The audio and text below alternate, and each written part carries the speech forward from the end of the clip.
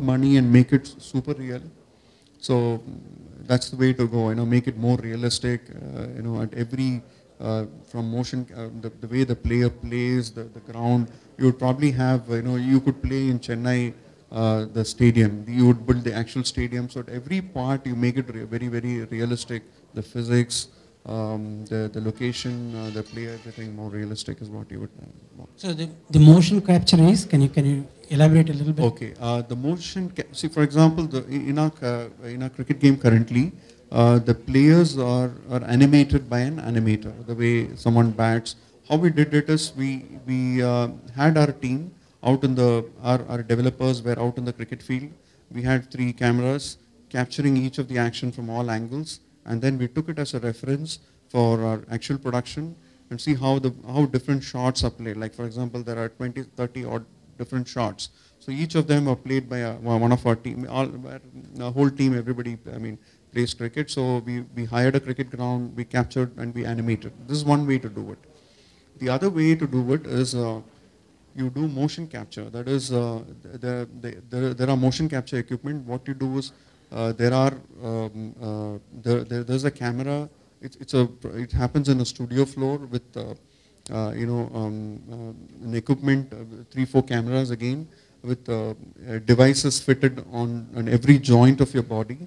So it captures your motion, and then you can, once the motion is captured, you just take that motion as a data file and input to your mesh. That is the 3D mesh of the player, and then the animation is very realistic and very smooth. So you use motion capture when you want very high quality fluid motion. Great. Okay. Any other questions before? Let's do that. Good morning, sir. Actually, there are always some similar kind of applications present in the market before. So, how these copyright issues arise and how do you handle it? I just want to know. Okay. It's best not to copy. Having said that, the game mechanics, are not copyrightable. In the sense that you need to go through that. You can do a Google search and find out. See, actually, you cannot copyright a game mechanics.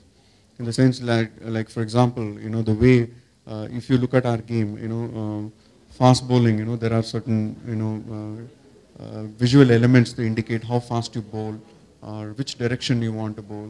Those are things, you cannot copyright. Because those are all common sense. But so cricket is cricket. There's no this thing. Anybody can do a cricket game. You can't go for unless your idea is very unique, extremely unique, and this thing you can't copyright. If you have a very unique idea, of course you can copyright and patent or whatever. Yeah. Hello, sir. Good morning. I want to know what is the cost required to make a game and how many people are required to develop it. Okay, so it depends on the game really. A simple casual game can be built with one art resource and one programmer in a couple of weeks also. So we are going to make a 2D game or 3D game out of the concept that we have. And about Unity engine, I have heard that Unity engine, there is not much of a flexibility. For example, if you are deciding to create a new, let us say a feature for a game, not exactly a feature, a look for the game, visual effects, a particular visual effect for the game. I heard that that cannot be done in Unity engine. Is it true? And I noticed that there is some lack of shadows and stuff in the cricket game. Does that has anything to do with the performance? Because I have seen some other Unity games that has shadows, or those shadows faked out in some other way. Right. Yeah. See, about the shadows, what happens is, the engine has it. If the game is on a PC, you can have shadows because the PCs have the processing capability. Now, what happens in the mobile space is there are mobiles that are 25, 35,000 rupees to a 10,000 rupee device. Android, you get very good devices. Carbon A9, A10, A11, extremely good devices, but at 10,000 price point. Now, we wanted to do the game. We got a feedback. This is based on user feedback. There was this, Android a person who bought this Android Carbon device, and he said, your game is not working on my device. It's there in Google Play if you go see. So we wanted to cover as many devices as possible. So we had to do away with certain things like shadows and stuff like that. So it's really to perform, you wanted to reach a larger audience, then you need to make some compromises. So that was the decision why we didn't include. Otherwise, it's just a matter of flicking a switch and the shadows are on. So it's not the engine really. And I don't know of any other engine which is really as user-friendly and as flexible as Unity. And about the flexibility of Unity engine? I think, can you tell me any other name you think is flexible? There's no other, according to me, there's no other engine even. No, actually, for example, if you take Unreal Engine or Crytek engines, those you can totally build anything you want from the base up. For example, if I'm deciding a new kind of dynamics for a cloth simulation or something like that, I can directly go into that. I have heard that those kind of deep steps cannot be done in Unity. See, actually, from our experience, Unreal and all those things take a lot of time to develop. It's a learning curve is pretty steep. I find like you may have a point in terms of cloth simulation and all that, but we found the learning curve to be steep, and the other engines are very inflexible. Unity will be more flexible. Sir, and about the 2D or 3D, how should I decide if the game is See, it depends on the game you want to create. It's a creative call. If you think the 2D makes greater impact, you go with the 2D, or if you think 3D makes greater impact, you go with 3D. Sir. Yeah, we have, Sir, one last question. I think this is. I think everybody has to have a chance. Yeah. Yeah. Okay. Since you mentioned game mechanics, could I ask a question on that? Yeah. Generally, when I play games, basically free-to-play games, you have this area where, like, let's say a single-player game having 30 levels. Sorry, I can. Let's say a single-player game having 30 levels. That is, a character can go from level 1 to level 30. Generally, it's very easy to get from level 1 to level 10. So you actually think that the game is very easy to play, and that's what keeps you playing. Okay. But after that, when you come from 10 to 15, it gets really hard. Like 1 to 10 took 1 hour. 10 to 11 would take 1 hour. Okay. That's generally the way they used to monetize it. Like giving you a lot of boosters or power-ups or experience boosters, etc. So have you tried something like that in your game? Because you say yours is free to play with in-app payments. And generally, how do you do that for a correct formula so that your game actually reaches it? Okay. So what we have done with the cricket game and every other game is the free version has you can play the game, but it's like the cricket, for example, it has a 5 over restriction. All the 3 games have you can play up to 5 overs. So if you want to play beyond that, you need to buy the paid thing. So it depends on the game. In cricket, we've said, okay, if you buy the paid version, then you have more number of overs and in-app purchase features are enabled. But in the free version, those things are not there. So that's the thing. I personally think building a game, however small, even if it's a word game, is the best way to learn programming. In fact, that is how in many of the colleges where I go and advise and I ask the students, there are 3 reasons, right? One is that when you start with a game, you have a very clear goal on what you want to do. And this is your idea. And then now you're writing a program for this. So it's not some lab exercise that some teacher wants you to do, which is kind of boring, which has some formulas and some series and all that. So that is number 1. Number 2 is a little game is, if you, in the initial stages, if you don't use a game engine or use some very simple ones, it is almost like a mini operating system. It is you're handling events from the user, you're doing processing, you're doing calculations, physics, even a cannonball hitting, a parachute or some such thing is, shooting a parachute kind of thing, not a cannonball. Even that is like 2 circle collisions and all kinds of little algorithms you need to think about. So you'll do a lot of math thinking. The third thing is that every time you build a little bit of a game, you become a little bit more engaged. And that itself pulls you into programming, and you try to find the easiest programming languages, the best way to do things and all that sort of stuff. So it's a lot of fun. And then if you do it as teams, you do team programming. So I don't know why computer science courses don't start with game programming, even in US, as the first thing, because that is the best way to hook students into programming. And there is a lot of creativity. So if you're a bit of an artist, if you like music, you can infuse music into the game. You can put some art and all that sort of stuff.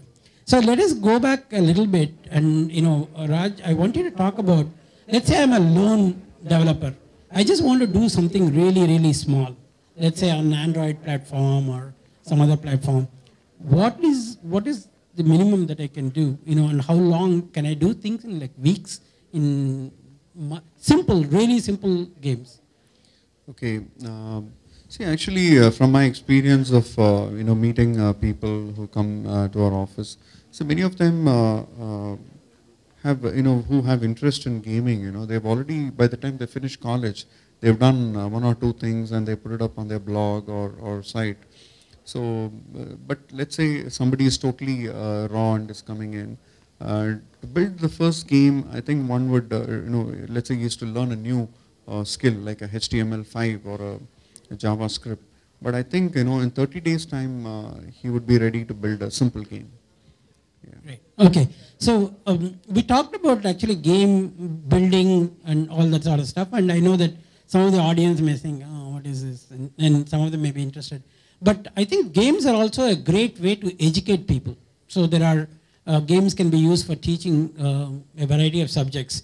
So you created a game that is for creating cartoons. Can you show us a little bit and then talk about it? Yeah, it's a self-publishing tool. It's most awarded app, and it's the best app in its category.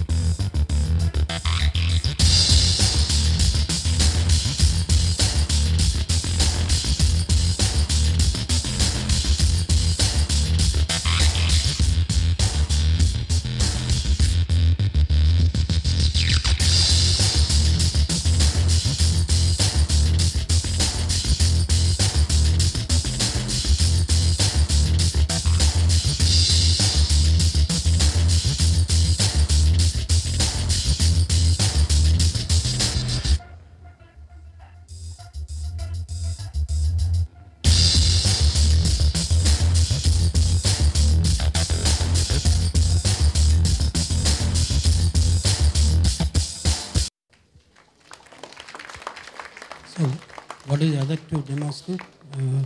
Is there a sandcastle thing? Sorry? The sandcastle stuff you have? Demo for the comics? Okay. So think about this. I'll tell you a story. There is a 1-year-old kid in my family. And this kid, when, first time I went to their house, and mom said, oh, you should eat now. And she said, yeah, I'll eat, but give me an apple. And I was expecting her mom to run to the kitchen and bring an apple. Actually, it was an Apple iPad. So this kid wants to watch a YouTube video on iPad while she's eating her. You remember in the olden days, at least when I had small kids, you say Nila Nila Wawa or some such song and then try to feed the kids, right? Today, kids then you need to give them games or you need to give them some YouTube content for them to, learn. So things like Comics Head, there are like really low-end elementary games that you can build that are like very, very interesting for kids to play because they want it to be very interactive. And there is so many ways of teaching. There is MIT has a program called MIT Scratch. If you have not played with it, it actually teaches you elementary programming using a visual metaphor, for example. What made you come up with this Comics Head? Okay. See, we saw the great market potential again as a starting point because we live in a world of self-publishing. All of us are publishing on LinkedIn, on Facebook, we're blogging. So all the time, we're all publishing. So we thought this would be an excellent tool for somebody to, publish. That was a starting point for us to build the app. Okay, good. With this, I'm going to again open up for some more questions. We have about 15 minutes? Okay, so we can take a few more questions and, I always have more in case you don't have. So,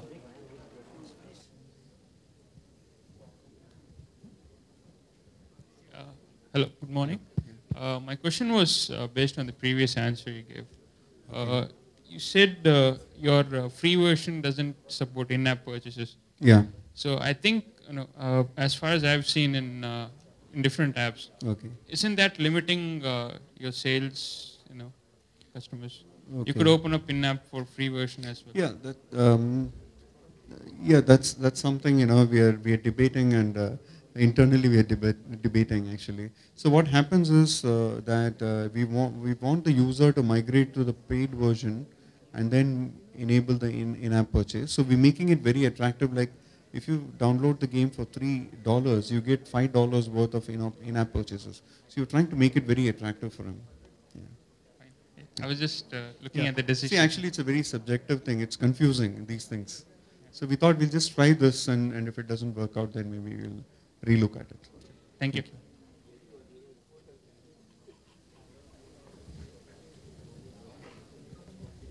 What is the role played by a game engine exactly, and what are the other ingredients used for building a game? Okay. See, game engine actually makes game building a lot easier. Actually, I remember when we first attempted to build a game. So it's real actually. You look at a game developer and you will look at him like as if you're looking at God, because it's so difficult. And I've been to, in fact, all developers, programmers look to game developers as if they were God. So because it's so difficult, it requires a lot of programming skill, a lot of physics. Because if you see the ball, let's say, it's a bowling, you're a fast bowler, you're doing a swing bowling, it has to swing in a certain direction. A lot of it is physics equations. Now, every time you build a game, you have to build you're trying to simulate a real world inside the game.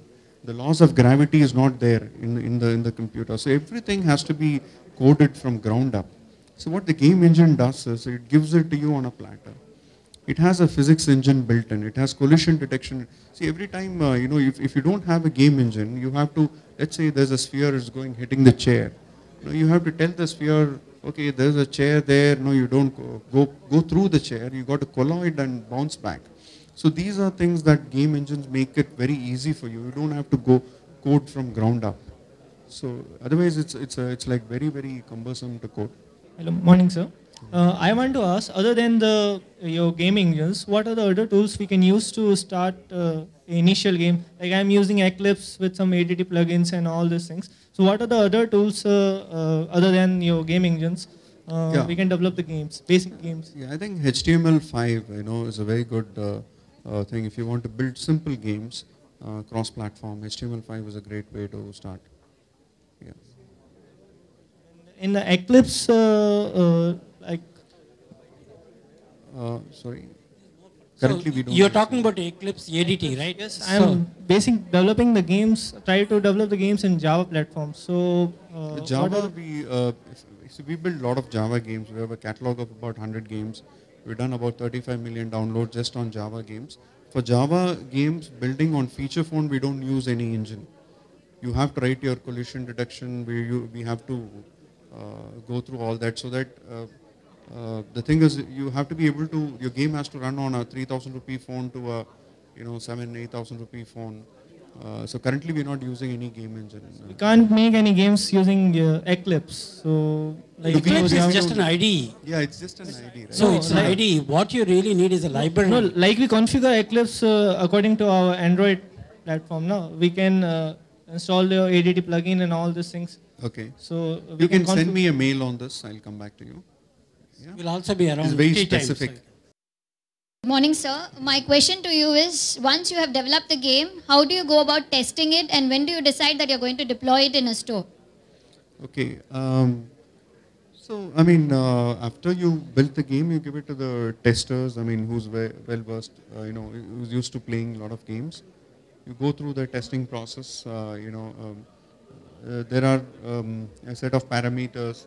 How does the game behave when the call comes? So things like that. These are very standard stuff. After you test, you're happy, you go put it up on the store. So I'll give a more generic answer. Is that you have a bunch of internal testers. These are the people who get paid to play games, right, inside the company. Then you have a bunch of external testers, and I've known that in the case of some of the other games like Xbox games and others, there's a whole range of testers who get paid. Like in fact, I know 12-year-old kids that get paid like $10 to $15 an hour to go and play games, for example. So you have a larger beta kind of audience that are only for testing these kinds of games, and if it is slightly, it's on very specific consoles and those kinds of things. And so the techniques vary based on the size, type of game and what kind of things you want to do. Some other questions? Yeah, can you pass? Good morning, sir. Sir, my question is, if you have some idea of application to develop, but you have many of them, how will you pick the best one which you think might work? Like, you have 2 or 3 idea of application for different mapping or for different gaming or something. Yeah. But how you will choose to work on something to pick up, like it will work for sure? I think it's just a gut feeling. I mean, one is you could go with research and say this kind of games work and this kind of, but it's purely in our case and most cases just a gut feeling. I mean, you just, based on your experience, you take a call that this one will do better. Because that is the hardest thing to do, to pick up the initial idea. I think, you just have to go with your gut. There are a couple of things you can do, right? If you are new to game, the first few games you're building is basically for you to get to know how to build games well. So you will attempt some modest ones and test it with a few friends. Yeah, and then, if your friend says, wow, this is really cool, then you spend some more time and try to get it out. So I think the best test is that when you put it up as a simple free game, and how many people even download it, and how do they even get to know about it? How can it become viral? Will people recommend it to other people? So you need to think about a lot of these kinds of angles. But the thing is that it's a game that you would enjoy playing is the first game that you should build. Because if you can't play your own game, guess what? So let's hope there's a bunch of people like you who can play games kind of thing. Can you just pass it on to the next person, right? Whoever is closest to you. Okay. We'll go that way. Elevator will go.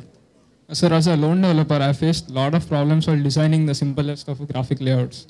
Can you suggest some technique or means getting the clip art from the net, or how do you go about designing the icons or what? Okay. There's no shortcut actually. You got to learn the tools. You're probably an engineer, and this working on art tools is not your everyday thing. But if you want to do it yourself, there's no other way. The other thing you could do is also always collaborate with another person who's a Viscom student or somebody who's. I think it's best to collaborate. I mean, you have your strengths and the other person has his strength, so the output is better. If you try to do both, it's going to be tough, I think. Yeah.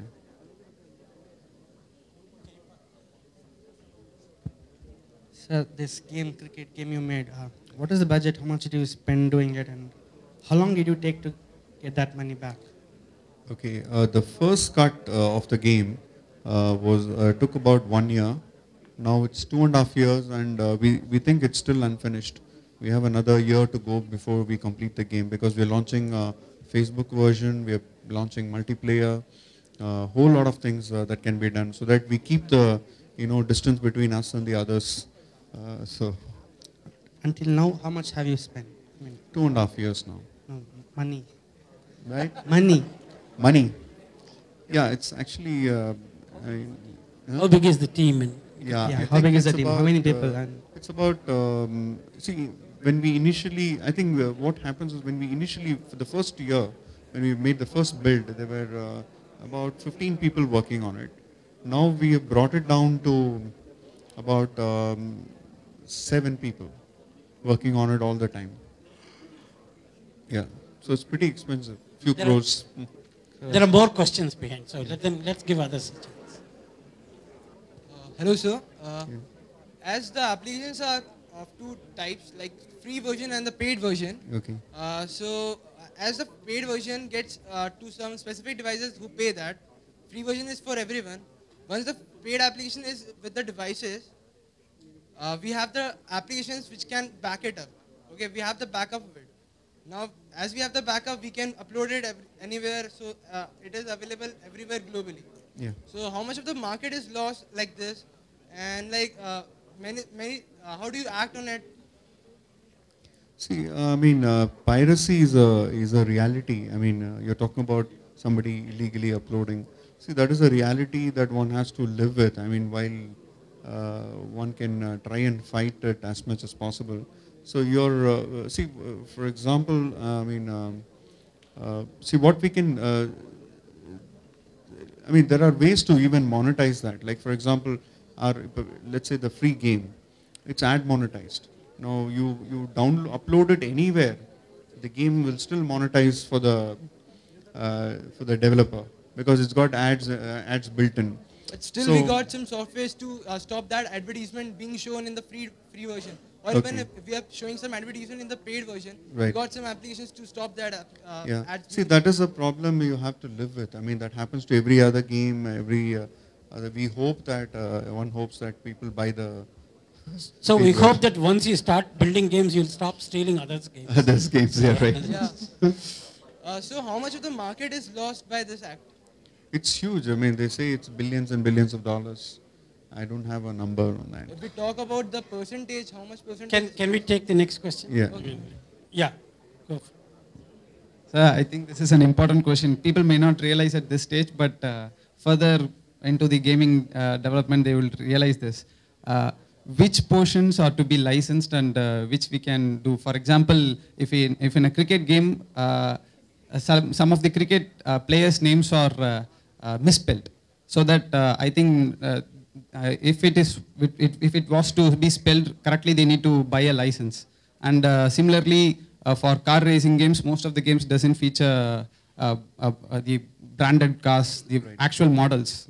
How much further can we go? For example, can I make a lookalike like say an Audi R8 and not name it Audi and just use it in my game, or should it not even be a lookalike?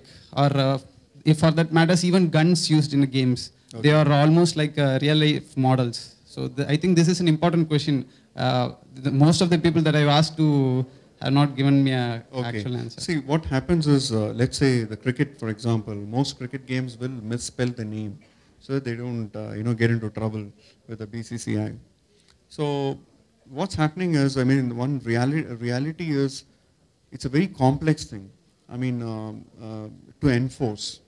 If you're using even EA tried to do that and they failed. So it's very complex to get every player, top cricketer from every country to agree to this thing. So it's not a workable solution. That's one thing. But it's wrong to use a name and if you don't have permission. So what we have done in our game, for example, see, that's the best thing about technology. You can overcome some of these obstacles very easily. So what we have done is, our game, if you download, it says player 1, player 2, player 3. And the tournament name to the player name, everything you can type. So you want to type your friend's name, you want to type, your, whatever you want, your favorite player. Whatever you can type. We left it to the user to type in his own name. So what you could do is circumvent it by making the game customizable. Let's say you tell him that here is the car. Now you can customize the car. You can put your own stickers there. You can, these are different headlight options I'll give you. Now you go and do it. If you can customize and make it. See, the best thing is, it becomes more enjoyable if you let the user customize it. So, I mean, there are these big companies who will get the license for F1. You and I may not get it. So we can overcome it through other means. Okay, I got the signal that we have to end this session. Sorry, we can't take any more questions. In fact, I wanted to ask one final question. Since I have the mic. No, but the thing is, so for all these people who want to build games, what is one advice that you'll give them? Okay, I mean, just go and build it. Just go and build it. That's good enough. Okay. All right. Thank you very much. You guys have been fantastic. Very interactive. Thank you. Hi all. Okay. This hi is becoming a little slobby, no? Okay. I want to tell you something interesting, okay? We have been taking some candid photo shots. If at all we see people no kind of lazy, no yawning, no sleepy and all. We have been taking photos, right?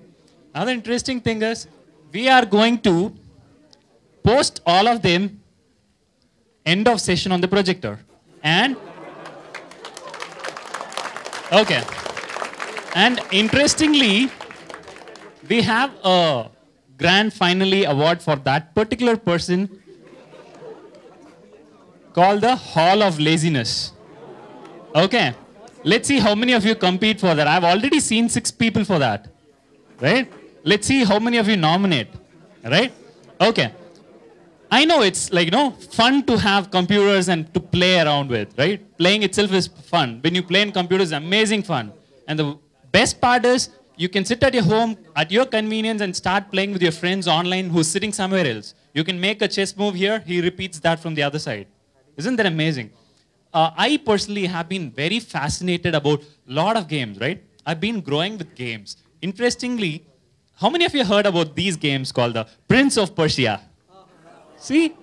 Okay, we are all in the same wave. I was always fascinated. When I press the right-hand side arrow, that guy keeps running to the right side. Right? How many of you play Road Rush? How many of you have played Dave? Mario? Good. Okay. So, how many of you have ever thought, right, playing is fun. How about developing one? Isn't that fun? Right? I've been very interested to see quite a few questions from people, right? There was a particular person who asked, why cricket, right? Isn't it focused to specifically certain nations? Okay, we are from India. And the second largest populated country in the world, right? Wow, I know. Okay, we are approximately 6.6 billion in the overall world, right? The population of the world is 6.6 billion. An interesting fact is, what does India's population hold? How many? 1.2 billion. Woo. How about China? I know, they are the only competitors for us. Okay. The interesting part here is, if I say that 1.2 billion is the population of India, it clearly means that if you random sample pick 6 people across the world, one in China, one in any part of the world, right? It means that you will have at least one Indian out of that 6 people. Wow, we have people across. I'll tell you the worst part, there'll be 2 Chinese in the same lot. Okay. I mean, it's always fun to develop games, right? How many of you are really interested to learn how to develop games? Okay. We have a very interesting session post this break. We have an immediate break then after, right? You will have a break for exactly 15 minutes and I want you all to be back, right? Because we will be sticking on to the time, right? So this time, we are going to start focusing on how to create a game from the scratch and finish it. Wow. How many of you are interested? Okay. So no more sleeping pigs. Okay. Now I actually want to give a giveaway. Can I call Mr. Mohana Krishna here? Yeah. Okay. What is this? You're not giving any claps.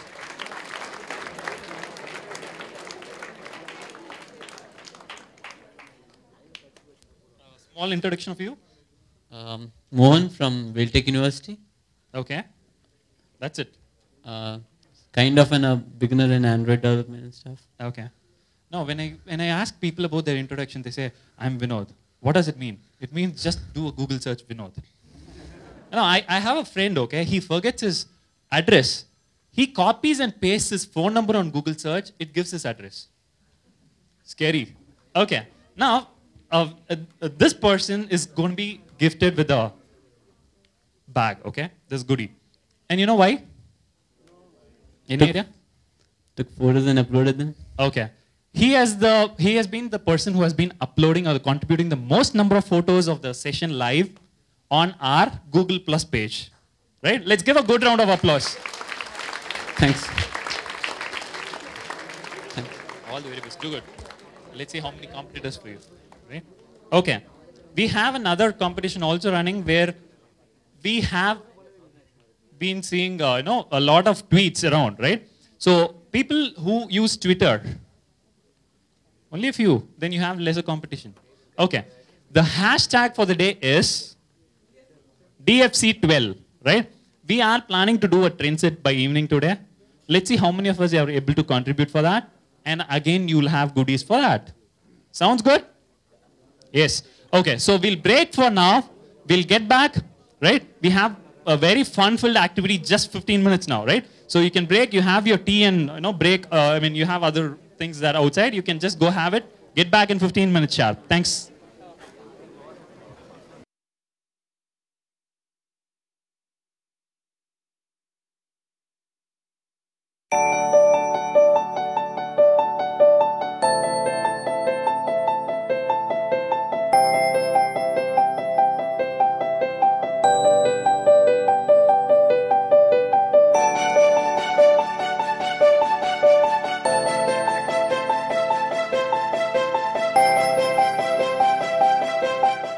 I just want to have a small activity here, right? Okay. There was someone who came and asked me, hey Vinod, I'm not a technical person, right? Hey Vinod, I'm not a technical person, right? I know this session is going to be kind of tight for me, no? Probably I don't know Java and C.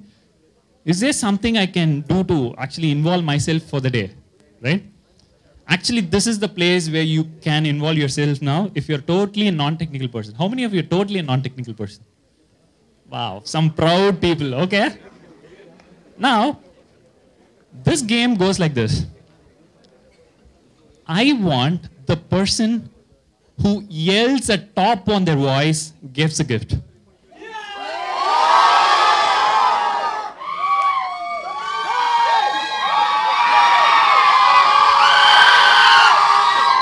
Okay.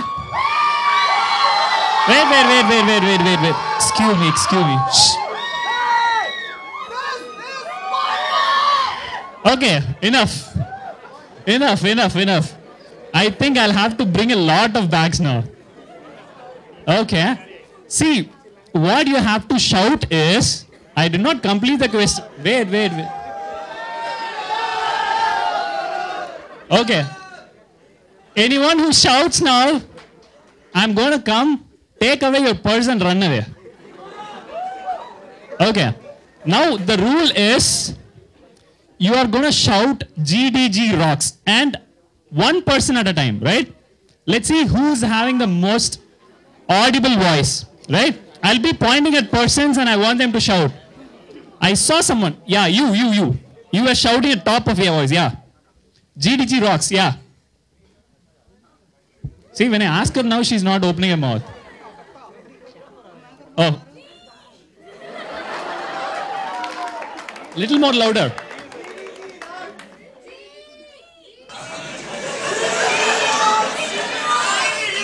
No, one person at a time, yeah? Are you able to hear what he says? Little, no? Yeah. Little louder? No, I can't hear you properly. Can you be a little louder?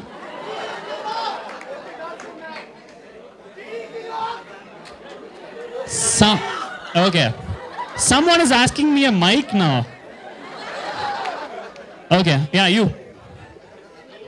You can be on your voice itself.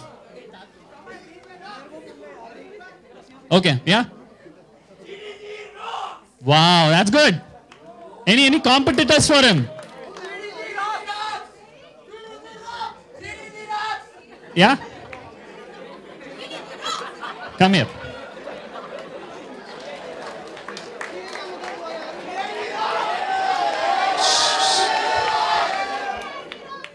Who is this? Someone shout. Yeah, you, come. You, come. Who was shouting from here? Yeah, come. Okay, I have 2 more nominees here. Who wants to nominate, yeah? Shout. First, demo. Yeah. Yeah, come in. Yeah? Shh. Yeah, you? Who was that? Come in. Okay. Now, I want you all to stand in a straight line. Okay? Let us see who out of them has the horrible voice. Right? Okay, we'll start with them. Yeah, no mics, okay? GDG rocks! GDG rocks! GDG rocks! GDG rocks!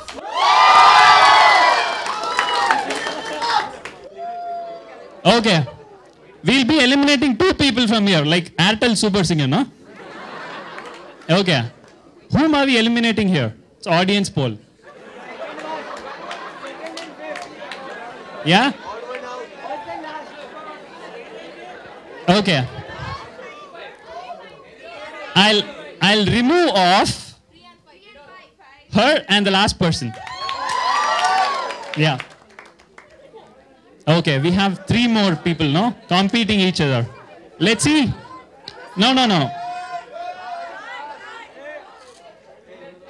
Okay.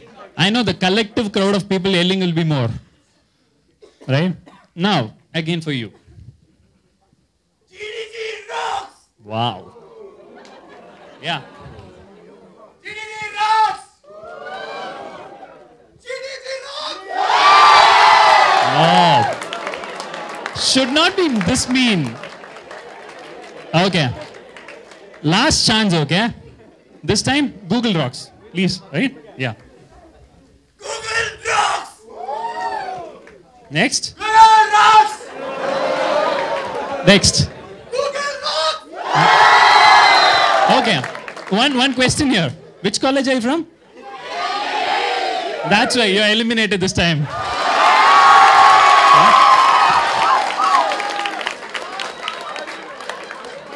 Okay.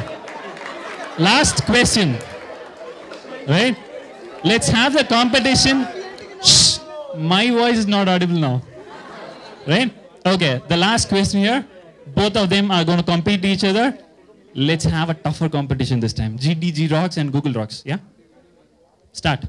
Yeah, Google rocks. Google rocks! Google rocks! Wow. Okay. We'll give the prize away for your name? Vishwanath. I'm very sorry.